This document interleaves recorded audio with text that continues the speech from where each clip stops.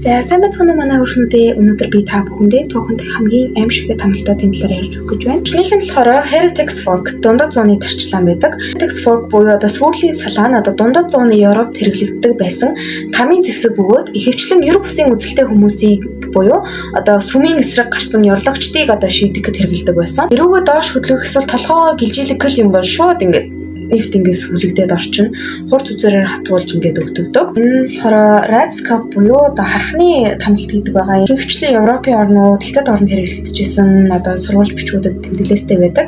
Тэгээ энэ тарчилгааны явц гэвэл хохирогчийг хэвтүүлж эсвэл сандалт хүлдэг. Тэгээ түүний гидсэн дээр төмөр савыг хөмрүүлж тавина. Баг багаар оруулаад байна. Тэгээ хөмрүүлсэн хоосон савраагаа бүр маш удаан хугацааны турш үлсгсэн сойсон хулгана харахнуудыг оруулаад дараа нь тэр төмөр савныхаа дээрээс галаар төөнж эхэлдэг. Тэр нь тэр харах гэдэг амьтны амьд үлдэх рефлексийг насаагаад өчөж байгаа болохоор тэр хүнийхээ гидсийг тэр халуунаас зогтохын тулд бүр ухаж эхэлдэг байсан. Өктөбөр нэр яаж ийм сэтгэдэг байсан бэ те? Гэмтэйгээ гэрлээ асуучлаа. За, dumpster буюу хуруу бяцлагч. Хохирогчийн хуруу эсвэл эрхийг хоёр хавтангийн хооронд хийж шураг эргүүлэхэд ясна хагарч арьс нь орогдож үе мөч бутарч эхэлдэг. Хийсэн бол хийгээгүй хэргийг хүлээгээс өөр аргагүй болдог байсан. Энэ үед шахаж байгаа үед тухамсан тесэрж гарах, арьс нь салж унах хүртэл дараагийнх нь болохоор Scots Bridle буюу 16 17 дугаар зууны үед ашиглагддаг байсан.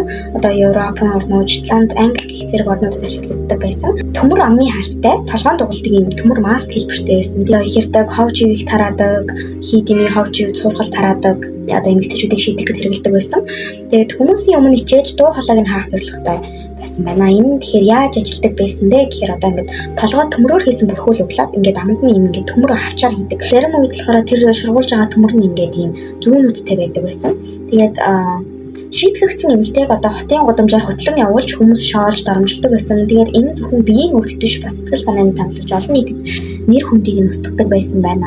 Хамгийн шудраг бус нь болохоор цуу яриаг анх тараасан эмэгтэй, эхлүүлсэн эмэгтэй гэдгийг мэдэхгүйгээр зүгээр энгийн гимүү байжсэн эмэгтэйгч барьж аваад хэлмэгдүүлээд энэ шийтгэлийг өгөх боломжтой байсан. Хизээч баг үнэн шүүлтүүр гаргадаггүй байсан. Scots Bridle-ийг заримдаа гэр бүлийн маргаанд нөхөр их нэртэй хэрэглэхийг шаарддаг байсан. Шаарддаг, зөвшөөрдөг байсан байгаа бүр ийм баяр. Энэхүү шийтгэл нь хүний эрхийг ноцтой зөрчсөн эмэгтэйчүүдийг дарамтлах хэрэгсэл гэж хориглогдсон байдаг. Хүн түүхээ мэдж байхад илүүдэхгүй учраас саяны мэдээллийг та бүхэндээ хүргэлээ. Хайртай шүү.